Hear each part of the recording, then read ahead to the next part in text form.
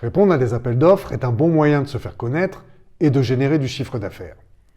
Il y a des marchés publics pour toutes les professions ou toutes les compétences. Ouais, mais non, répondre à un appel d'offres, c'est trop compliqué.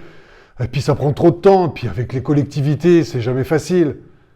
Bon, je vais pas vous mentir, répondre à un marché public exige un certain formalisme et une certaine rigueur dans le dépôt de son offre, mais ce n'est pas impossible. Premièrement, le formalisme d'antan a été grandement simplifié.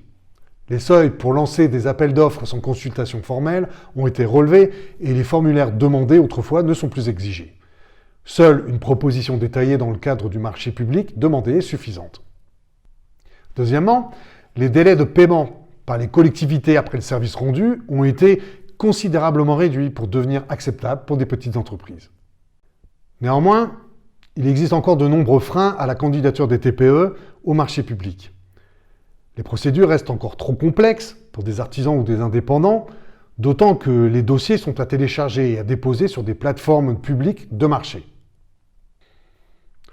De fait, les technologies utilisées peuvent paraître inaccessibles pour des TPE dont les ressources sont limitées, surtout s'il s'agit d'utiliser des clés de signature numériques encore largement inconnues parmi les dirigeants de TPE.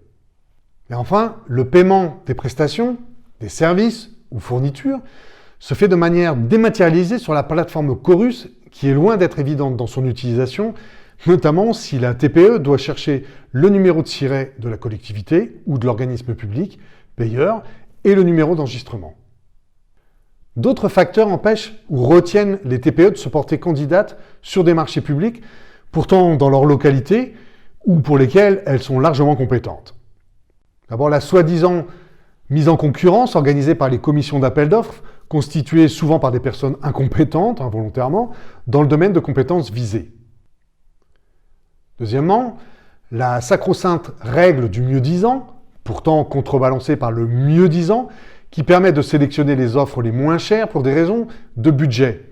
Mais en effet, les élus d'une collectivité préféreront payer moins cher la prestation d'un candidat, même situé à des centaines de kilomètres, afin de justifier leur bonne utilisation des fonds publics. En réalité, la volonté de simplification et de transparence des marchés publics entrepris par l'État a des effets pervers sur les petites entreprises pour plusieurs raisons.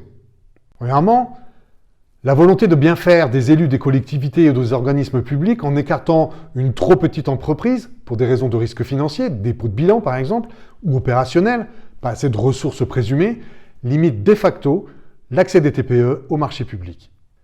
Même s'il est interdit par la loi de mentionner dans un cahier des charges le nom de l'entreprise que la collectivité aimerait solliciter, il arrive relativement souvent que celui-ci soit tellement orienté que seule l'entreprise en question puisse y répondre. À l'inverse, parfois, il arrive que le candidat local ne soit pas retenu pour éviter d'être accusé de clientélisme. Un nombre d'entreprises s'abstiennent aujourd'hui de répondre à des appels d'offres pour toutes ces raisons et qui ne sont pas seulement d'ordre technique. On arrive donc à un paradoxe. En effet, le fait de pouvoir sélectionner préférentiellement des entreprises locales devrait présenter un avantage pour les collectivités locales, car ces entreprises connaissent bien le marché local, la culture locale et les us et coutumes du territoire. Sélectionner des entreprises extérieures à son territoire ou à sa région en pensant recruter un prestataire apportant une différence est à contrario un risque qui aboutit à une uniformisation de la prestation par une entreprise spécialisée dans les collectivités, sur une région, voire au niveau national. Il existe des milliers de façons de réaliser une prestation. Et ces différences constituent une diversité reconnaissable, par exemple, dans l'architecture et le patrimoine des régions, pays et provinces qui sont l'œuvre des entreprises du bâtiment. Évidemment, il ne faut pas pour autant se priver d'un regard extérieur, d'une vision interculturelle, mais peut-être pour des projets à caractère national ou international. En fait, nous avons besoin d'un Small Business Act européen qui favorise l'accès des TPE au marché public en leur garantissant une part incompressible dans les marchés publics pour que cet accès soit réellement efficace.